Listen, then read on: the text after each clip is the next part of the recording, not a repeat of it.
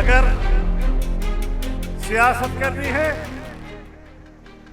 तो वर्दी उतार कर आइए, इलेक्शन में हिस्सा लीजिए, पता चल जाएगा कि वर्दी वाले को लोग क्या वोट देते हैं। अगर सियासत करनी है तो वर्दी उतार कर चुनाव लड़िए। ये खुली चेतावनी पाक के धार्मिक और राजनीतिक पार्टी जमीयत उलेमा ए इस्लाम के प्रमुख फजलुर रहमान ने पाकिस्तान के चीफ असीम मुनीर को दी है।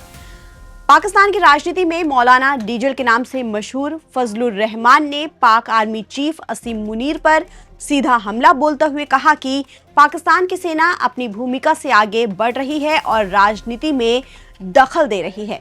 जनरल मुनीर को चुनौती देते हुए फजलुर रहमान ने कहा कि अगर सैन्य नेतृत्व राजनीति भूमिका निभाना चाहता है तो उसे वर्दी छोड़कर चुनाव लड़ना चाहिए। पंजाब के कसूर में एक रैली को संबोधित करते हुए मौलाना रहमान ने आर्मी से कहा, सेना तय नहीं कर सकती कि देश में कौन सरकार बनाएगा और कौन नहीं। उन्होंने कहा कि अगर आप राजनीति करना चाहते हैं तो वर्दी उतार कर आइए, चुनाव में हिस्सा लीजिए, पता चल जाएगा कि लोग वर्दी वालों को कितना वोट देते हैं। रहमान ने आरोप लगाया कि सेना जिसे चाहती है उसे सत्ता देती है और जिसे नहीं चाहती उसे हुकूमत से हटा देती है। फजलुर रहमान ने पाकिस्तान की सुरक्षा व्यवस्था पर भी सवाल उठाए और देश की सुरक्षा स्थिति की गंभीर तस्वीर पेश की।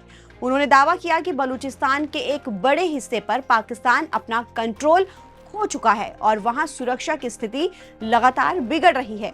उन्होंने सवाल पूछा कि देश बिखर रहा है, शासन करने वाले कहां हैं। उन्होंने दावा किया कि बलूचिस्तान से बिगड़ती सुरक्षा स्थिति अब खैबर पख्तूनख्वा तक फैल रही है। उन्होंने आरोप लगाया कि अब हम बलूच इलाके को संभाल ही रहे थे जब पश्तून इलाके भी खून खराबे में डूबा हुआ है। उन्होंने दावा किया कि कुछ ही दिनों में वहां 50 से ज्यादा लोगों के शव मिले हैं।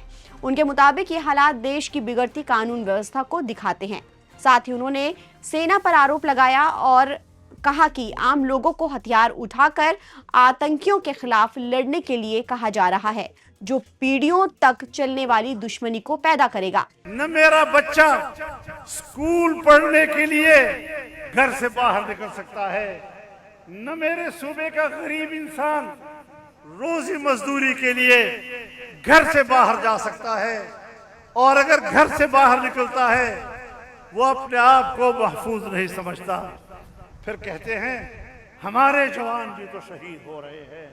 ओ बाबा, तेरे जवानों ने पेटी इसीलिए बांधी है, तनख्वाह इसी के ले रहे हैं कि उसने मुल्क की सलामती के लिए लड़ना है।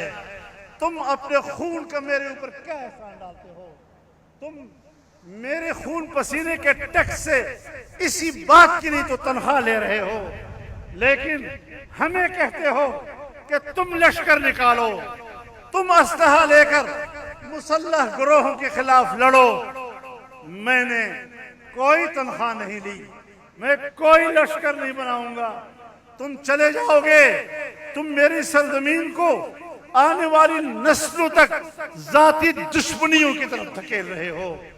हमेशा हमेशा के लिए कत्ल गारत गरी की तरफ धकेल रहे हो। ये सियासत किसी और को समझाओ, ये हमें मत समझाया करो। हाल ही में पाकिस्तान के सेना प्रमुख जनरल असीम मुनीर ने नागरिकों से अपील की थी कि वो आतंकवाद और प्रतिबंधित संगठनों के खिलाफ लड़ाई में सेना का साथ दें। उनका कहना था कि नागरिकों के सहयोग के बिना पाकिस्तानी सेना आतंकवाद को जड़ से खत्म नहीं कर सकती है। पाक सेना चीफ की इस अपील पर फजलुर रहमान ने तीखी प्रतिक्रिया देते हुए कहा कि देश की सुरक्षा करना सेना की जिम्मेदारी है और इसके लिए सैनिकों को तनख्वाह भी मिलती है।